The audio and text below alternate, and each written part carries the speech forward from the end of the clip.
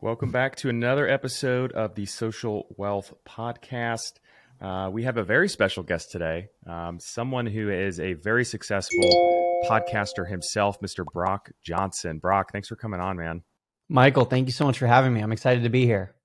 Yeah. Well, walk us through, give us a little background on Brock Johnson. And a lot of people probably know you from being one of the top Instagram influencers of 2022. Your channel has exploded. You're one of the people that I follow very closely and has helped me improve my own content. But walk us through how Brock Johnson, over the past several years became what he is today. Yeah, sure. So I guess we can go all the way back to the start. I was born and raised in a very entrepreneurial family. So both my parents bought, owned, and sold businesses my entire life. And my mom now is very open about her late life diagnosis of ADHD. But looking back, I realized that they had businesses in pretty much every single sector and vertical, and they've done everything from certifications to apparel to online businesses to fitness coaching, all these different things, really because of her ADHD. But because of that, and because I was raised by these parents, I really got to see a lot of different business examples and just what it was like to own a business and to work for yourself and the freedoms that provided, but also the challenges that came with that. So it wasn't like we were sitting around the dinner table having business lessons every night, but monkey see, monkey do. I was able to learn a lot growing up. And then fast forward, I was a college athlete, just like you were. In my freshman year of college, I wanted to be able to provide for myself and not just scrap by. I didn't want to have to rely on ramen noodles and just eating at the training table that was provided by the team. Like I wanted to be able to cook my own food and take myself out to dinner when I wanted and maybe treat my friends to go to the movies. And the only way I was going to be able to afford that lifestyle without just using mommy and daddy's credit card was to make my own money, right? But as a student athlete, I couldn't get a 9-to-5 job. I didn't have those hours available to me, and nor would the return on investment be worth it for that time. So I started my own business my freshman year of college when I was 19. Back then, it was teaching moms how to keep their kids safe on Snapchat. And then it's grown and pivoted and evolved about a dozen times since then to about 2020 was really when I started to take off on Instagram. And now 2-3 years later, I'm over 500,000 followers, over 600K now, I think. And it's continuing to grow. And I've grown on TikTok and YouTube as well now. And so it's been a really fun journey. Teaching moms how to keep kids safe on Snapchat. How do you even come up with that?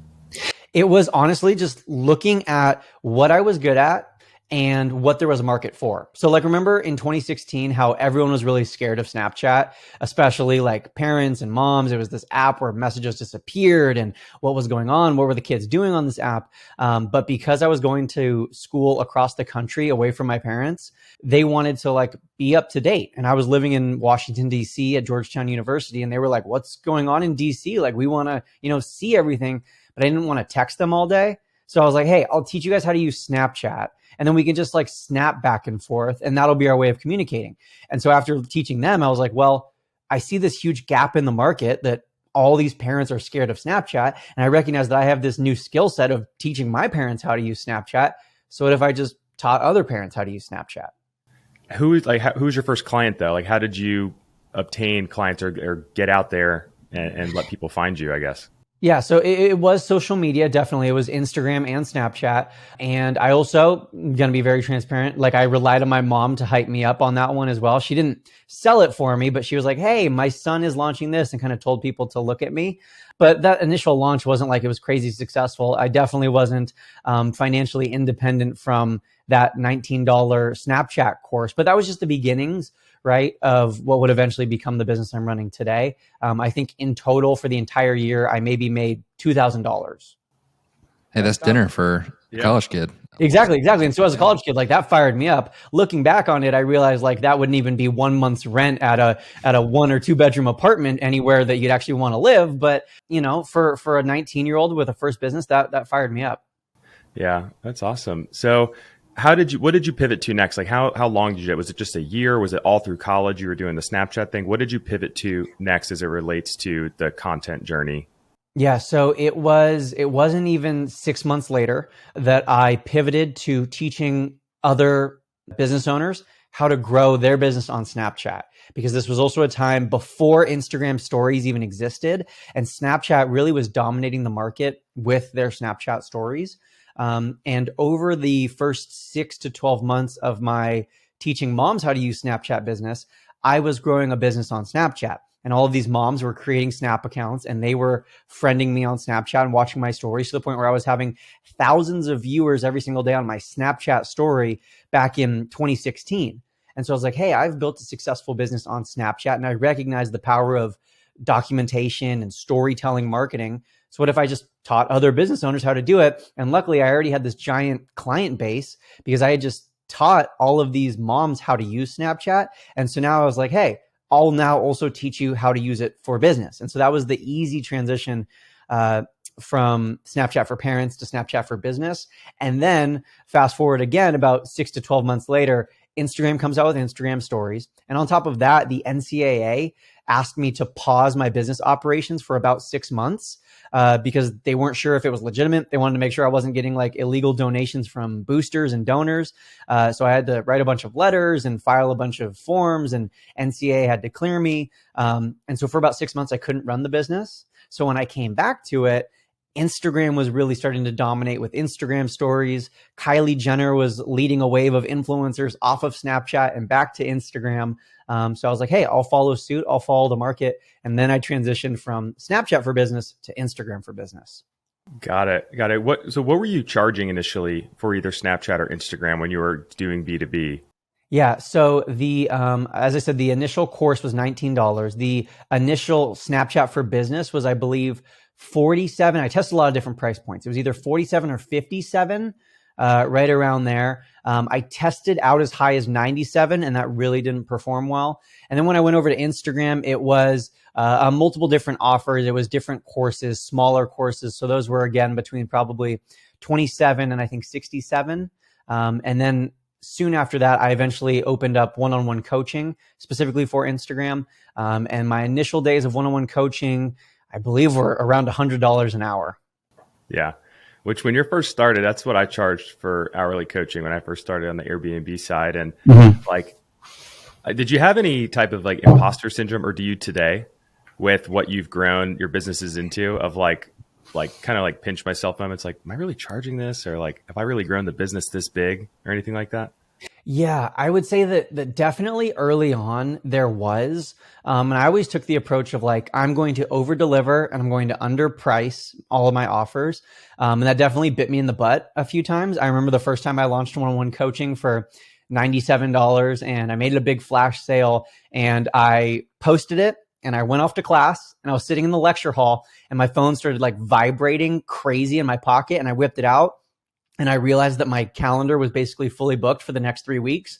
And I was like, shoot, I need to reevaluate what I'm charging because now I'm going to have literally no free time between books, ball, and business. And so that was definitely a challenge and kind of a wake up call for me. I would say that in general, I don't experience very much imposter syndrome.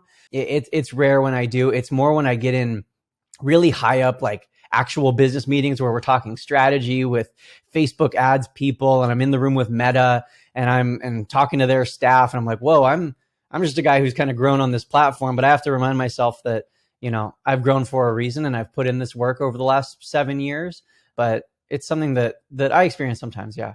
Yeah, that's awesome, man. Then go ahead, Elliott. Yeah, what was the transition from, books, ball, and business to just business and after college? Yeah, the transition was COVID, really. That's what happened. 2020 kicked me out of school, not literally, but basically had to go home, right? I was living at home. Football was canceled. We were having Zoom football meetings and virtual practice every day. And that was how my college football career ended. So I basically had the decision of like, I can end it here and graduate, or I can wait a year and a half for the next season and see how things go. So I kind of just decided that I was at peace with my playing career. And so I ended in 2020, graduated during that year. And also during that year, I was living at home and I was living with my mom, who I talked about earlier in the podcast.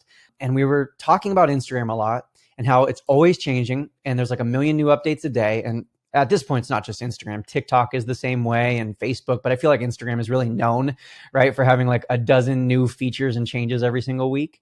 And so we were like, really what Instagram needs is a membership, not a course.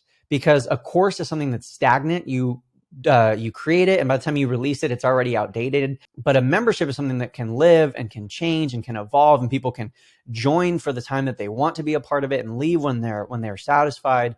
So that's when we teamed up, my mom and I, and started what we call the Insta Club Hub, which is our Instagram membership. And that's still today my primary business. Interesting. And are you hosting the subscription through Instagram, or are you hosting it elsewhere? No, we're hosting it elsewhere. We're hosting it elsewhere. The Instagram subscriptions didn't release until mid 2022, but I do think that's an awesome idea, and something that if we could go back in time, something we might seriously consider.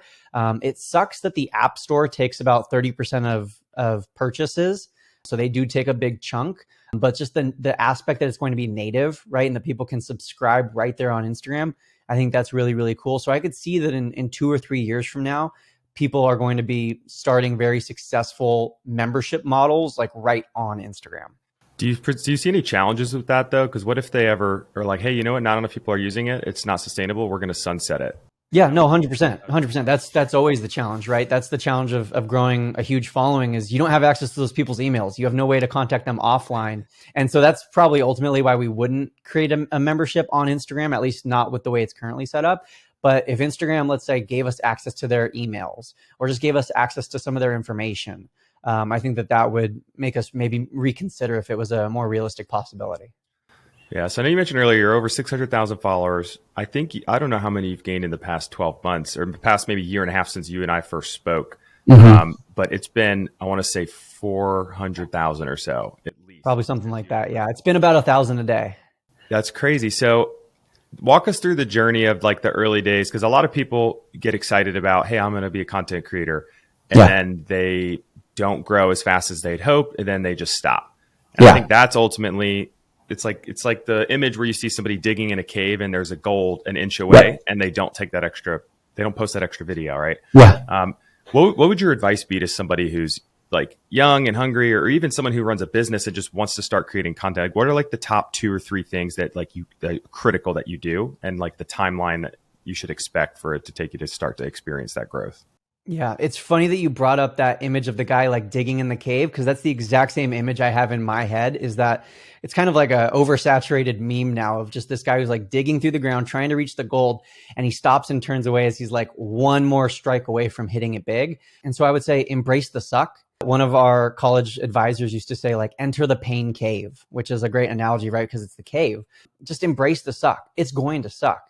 I started on Instagram in 2012. Granted, I wasn't using it for business at that time. I wasn't trying to grow when I was a freshman in high school.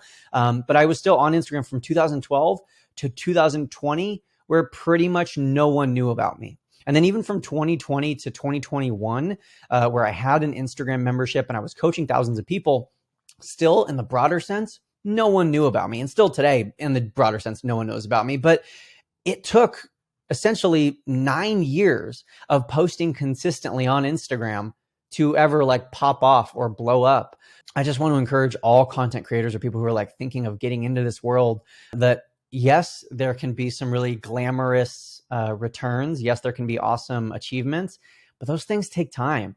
You know, just like anything else, like becoming a great baseball player, becoming a great piano player, becoming great at anything. It takes time. It takes decades and decades and 10,000 hours.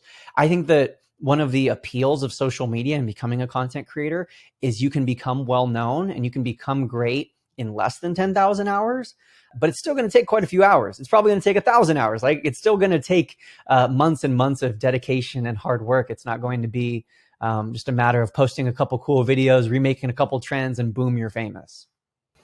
Yeah, absolutely. Would you say have you noticed any particular giant spikes in follower growth from just a few videos, or has it been pretty steady for you across all the content that you publish?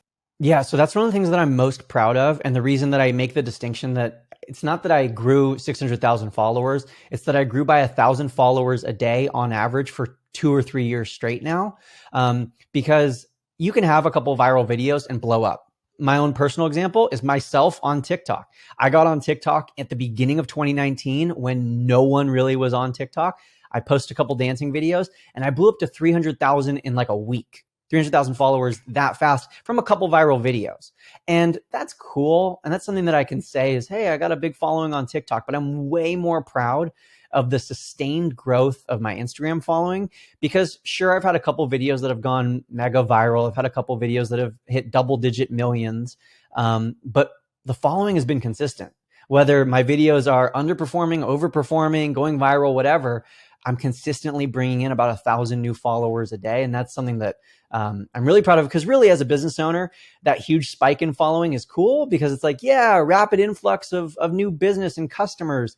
But then what happens the next week when your video is not going viral anymore? I'd much rather be the business owner who has 1,000 new followers every single day, which is 1,000 new warm leads every single day that you could potentially be adding into the top of your funnel. Absolutely. And, I feel like I've heard this from a lot of people and experienced it myself, but I'd rather have, and I'm sure you can attest to this, but I'd rather have half the following, but double the engagement. Absolutely. Absolutely. Because a follower who isn't engaged is worthless. Like, right. That's what's the point of them following you? If anything, that's hurting your engagement rate. And if they're not engaged, they're never going to become a customer. So absolutely. Yeah. Well, why don't we transition to this next? Walk us through today your active income streams. I'm just curious because I know you have the podcast, you have the Instagram, training or mastermind, if you will. Walk us through all the different ones. Totally. So I'll try to go through these in order. My largest income stream is the Insta Club Hub, which is our membership business. And of course, membership businesses are great because it's reoccurring revenue. That's why all of the, major, outlets like NBC and Fox and Netflix, and Hulu, that's why they're all in the subscription model. So that's my primary source of income. The second is coaching and speaking.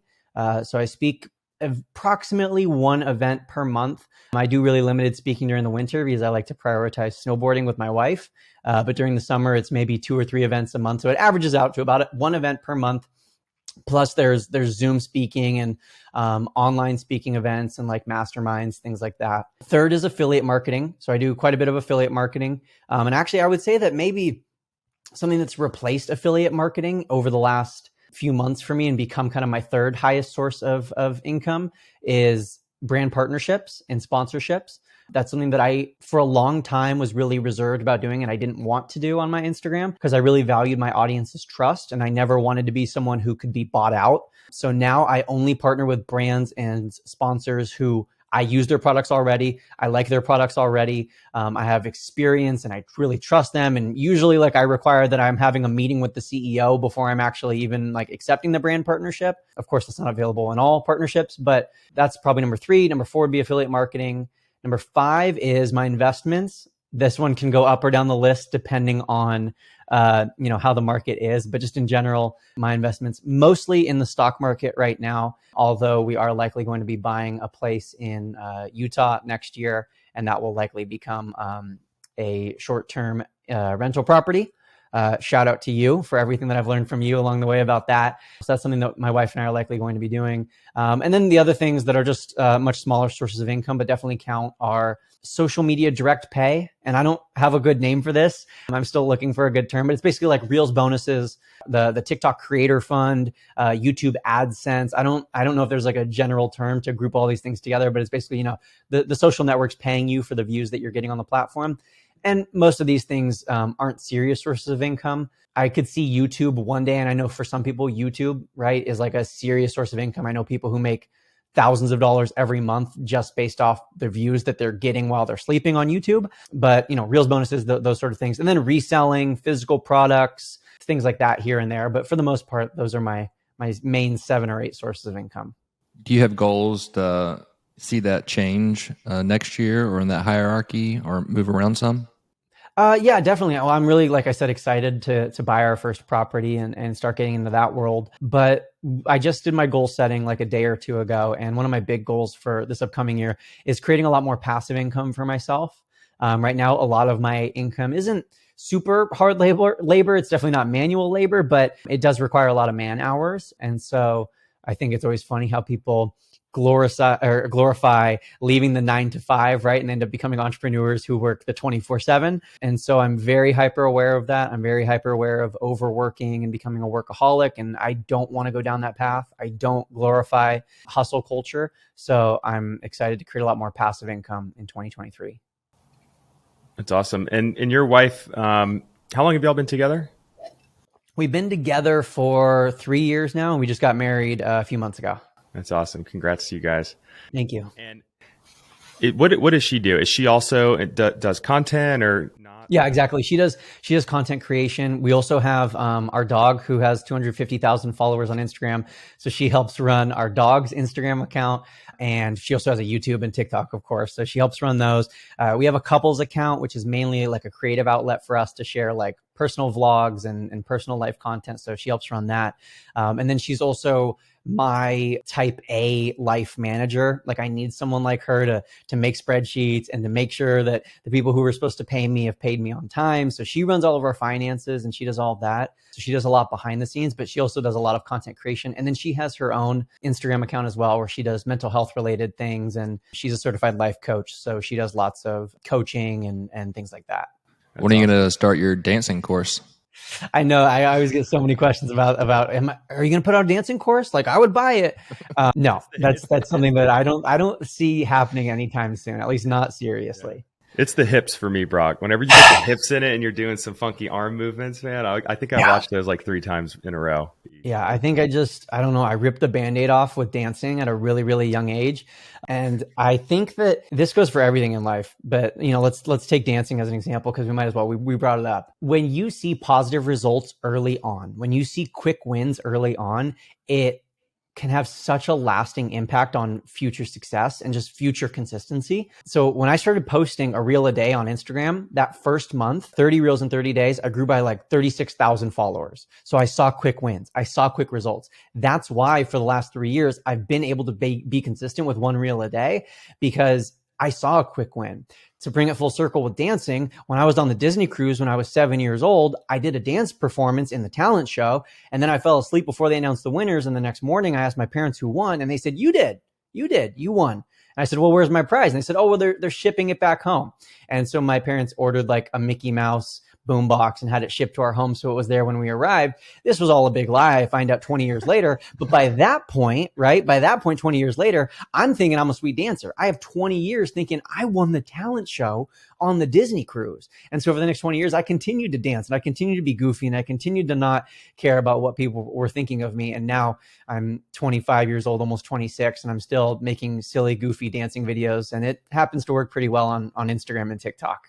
Yeah, that's amazing. Sounds like it's very true. The self-confidence that you can develop as early on as possible with anything, even if it's just like a small win, that can really accelerate and push you over the hump, which most people, again, stop at that point because they get discouraged. Yeah, absolutely. And then so you have your podcast, right? You're still doing Build Your Tribe, which I've been on that before. I've listened to it before. If you guys haven't listened to it, amazing. One of, I think, the top podcasts in your space, right? What category is that technically? Is it business? Yeah, it's in the business category, and then the subcategory is marketing. So it's a top 10 marketing podcast that I started co-hosting with my mom about 4 years ago now. We started it in 2019, or actually I joined her in 2019. She had been doing it for about 2 years or 3 years prior to that.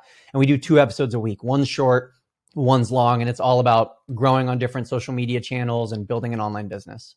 That's awesome. Who is the most influential person that you feel like you guys have brought on the show before, other than me?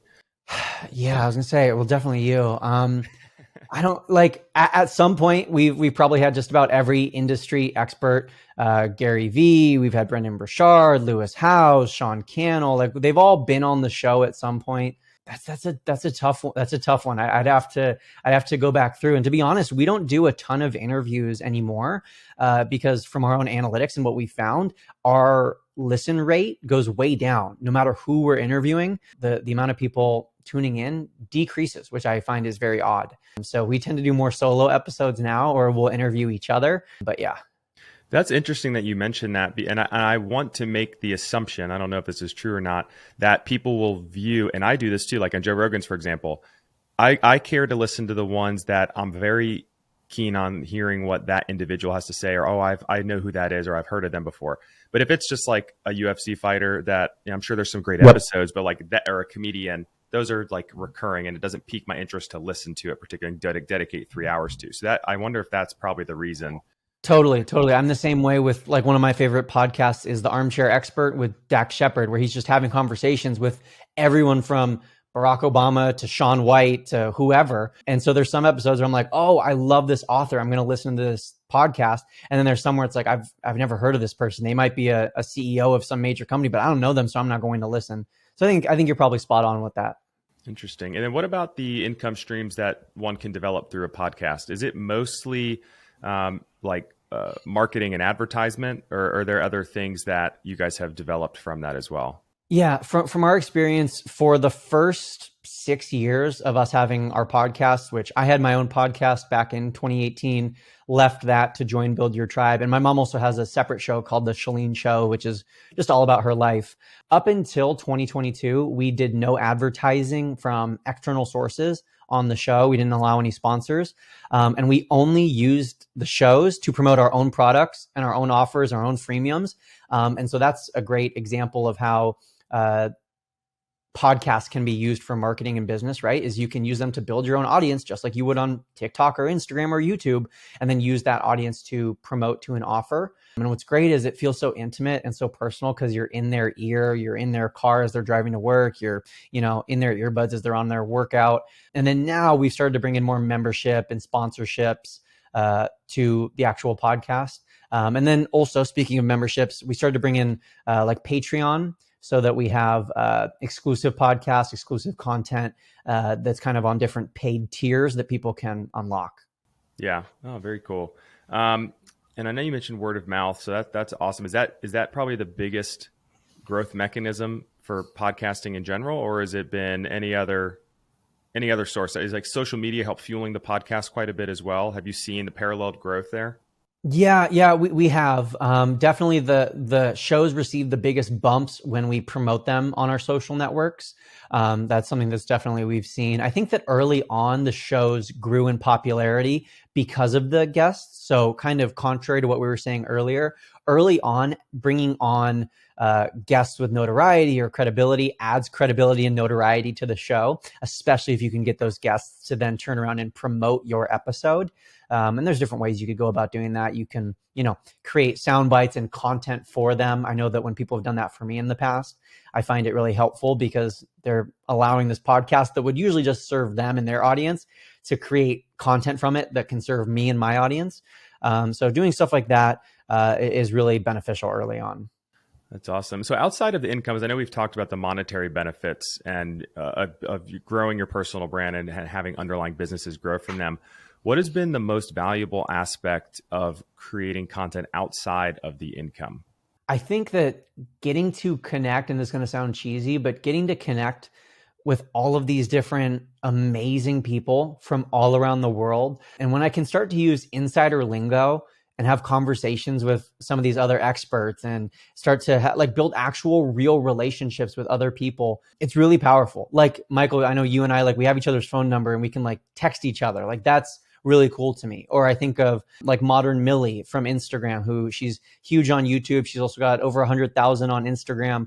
And she's from just 30 minutes south of me. And so we started direct messaging and we built a relationship. And the other day, my wife and I went and had dinner at her house with her and her husband. And so building these offline relationships has been so cool and so powerful. And then on top of that, and kind of on the same wavelength, when I go to speak at events, and people come up to me and they know my wife and they know me and they ask us about how our dogs are and they know our dog's name and they can make little inside jokes with us based off of the content that they've been binging for the last X number of months. It really feels like that's what social media was designed for, right? To build these connections and to be social and to make friends. And so it's really cool to get to do that and see the benefits of that while also building a business.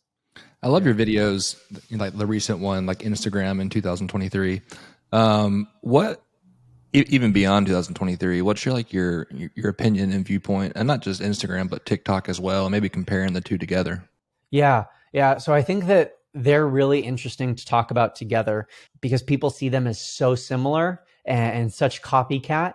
but I think they're so different. I think that they're vastly different. And I think that that's why they've both been able to survive and thrive and continue to grow, and why, at least in the near term future, they're both going to still be around. And let's talk for a second about their algorithms and how they work differently. The TikTok algorithm has what's called a content-based algorithm, or a content-driven algorithm. TikTok cares about the content you're putting out. That's it. Is the content good or not? Are people engaging with the content? How long are people watching it? And what is this content about? That's what TikTok cares about. That's why you can be someone like me, for example, who has over 300,000 followers on TikTok, but struggles to get even 1,000 views on a video. It's because they don't really care about the social component. They don't care how many followers I have. They care about my content. And is my content good? Do my followers want my content? Take Instagram as the flip side of that. Instagram has a social-based algorithm. So Instagram really cares about who are you following? Who are your followers following? Who do they follow? Who's interacting with whom? It cares a lot more about like the person and what different people and groups are interested in, rather than the content. So their algorithms are very different. And then also, because of that, TikTok is really great for going wide, for spreading like a wide net, getting a lot of views, going viral, having like millions and millions and millions of followers overnight. While Instagram, it's a little bit tougher to grow your following, but you're able to go a little bit deeper with people in a lot of times, especially with like Instagram stories. And then one of the major reasons why I think Instagram is at least here to stay in the near term is they're far superior than any other social network in one category, and that's the direct messages. Instagram direct messages are a major money maker. They are a cash cow. They are the way that you can build relationships, build trust, and ultimately convert followers into customers better than anywhere else. And on YouTube, on TikTok, on Twitter, on podcasts, you can't have those one-on-one DM conversations in the same way that you can on Instagram. I guess you could on Facebook and like WhatsApp, but Instagram is where the eyeballs are.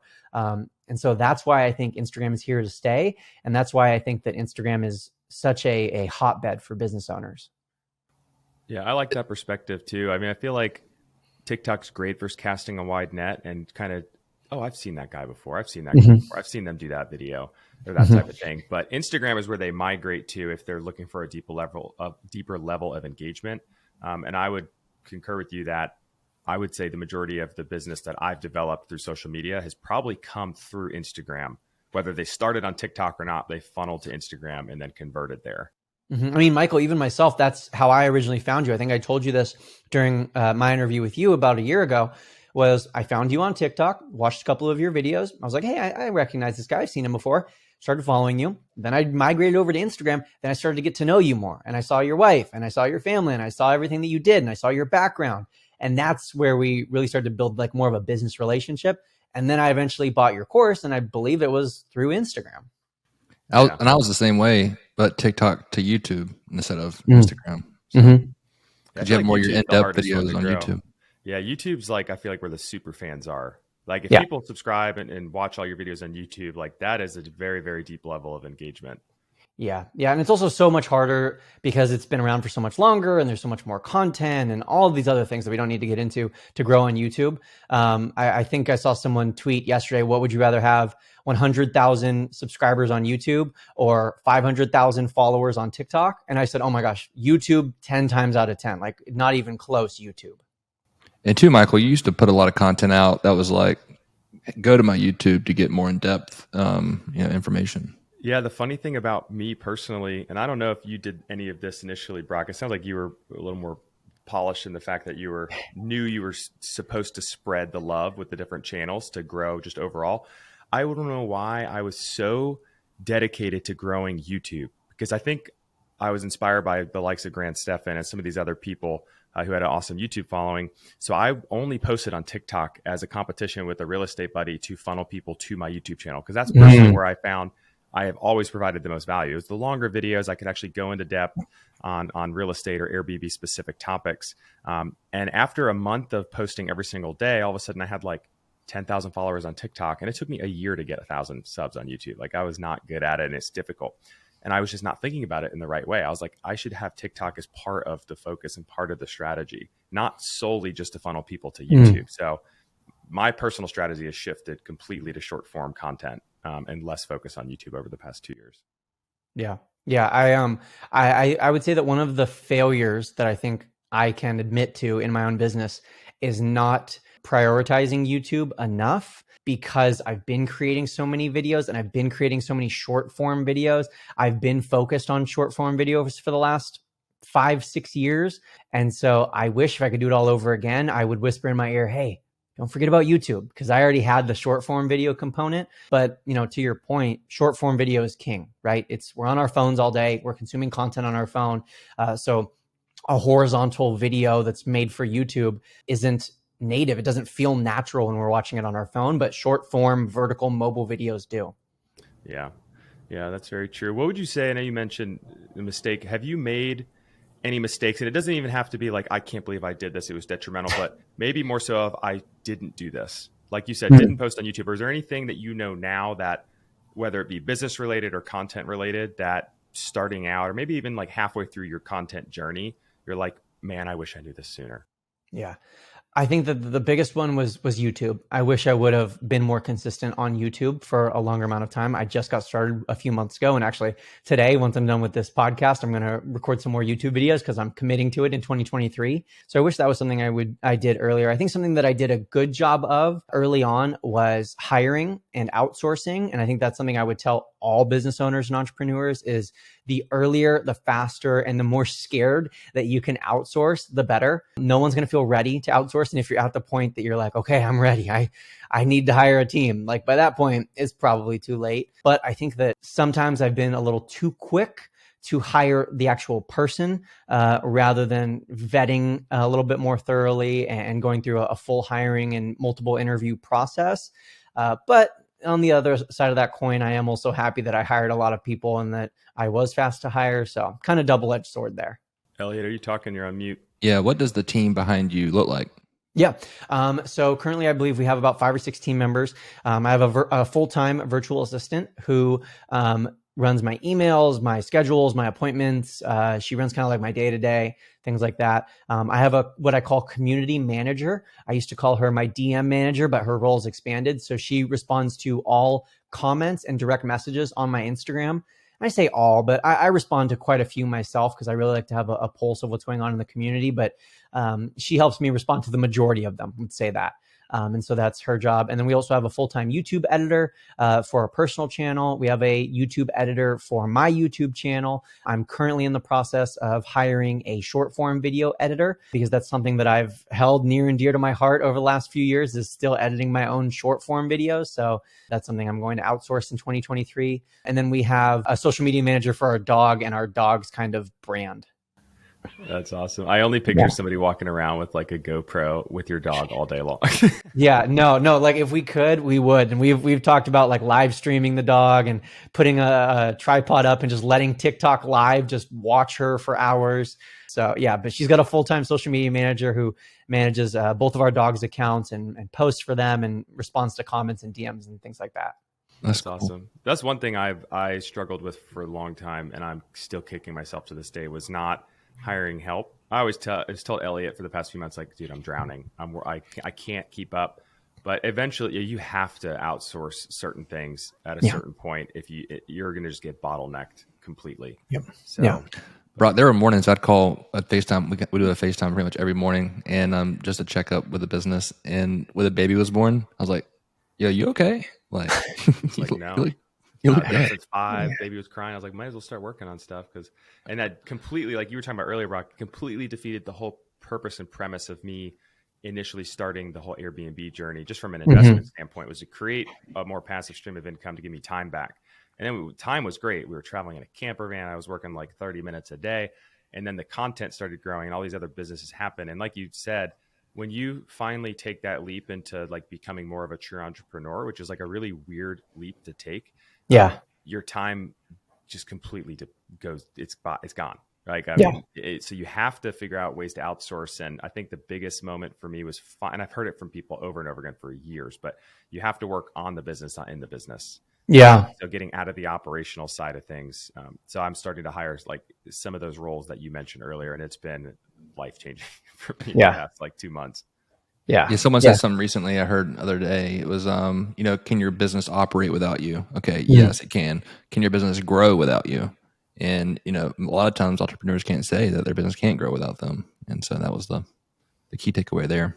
Yeah, it's tough. It's not easy. And I know a lot of people listening are probably knowing that they should, but also really, really scared. So, you know, take it from the three of us that it's one of the most beneficial things you can do. And I would argue one of the most necessary things you can do if you want to have a successful business long term. Awesome. Well, one last, question or questions. What does the meaning of social wealth mean to you? I know we kind of chatted about the premise of the show, but it's still somewhat undefined. And then with you and your background and all the entrepreneurial things you're working on and the podcast, the Instagram, TikTok, what does that term kind of mean for you? Yeah, I think the term social wealth can be summed up in the phrase, the old saying, it's not what you know, it's who you know. When I think of social wealth and social capital, and like, why did I play college football? Why did I go to college? It wasn't to get a degree in communication. It wasn't, to walk away with diploma and a couple $100,000 in debt. It was to meet people, to build connections, to network with people who ultimately were going to slingshot my life and catapult me far further than I could ever go just by myself. And I believe that if you can achieve your dreams by yourself, then you're not dreaming big enough. So I think social wealth is those relationships, those connections. And I know I talked about it a little bit earlier, but that's been the ultimate blessing from growing a following on Instagram and TikTok and just building on social media, is getting to meet really, really cool, smart people who open your eyes and challenge you, and who you can build relationships with, even though you've never met them in person, and you can level and like talk about stuff that you can both understand from across the world or across the US. That's social wealth. That's awesome, man. That's our intro and outro right there. I like Brock's voice. Cool. Elliott, you got anything else? No. Brock, thanks so much, man. This has been awesome. You're a wealth of knowledge. Keep up the great work and pushing the great content, teaching people like myself. I need to level up my game personally, man. So I appreciate you pushing me from that standpoint, and congrats on all the success and success to come. Of course. Thank you so much, Michael. Thank you, Elliott. Thank you guys for having me. I appreciate it. Thanks, Brock.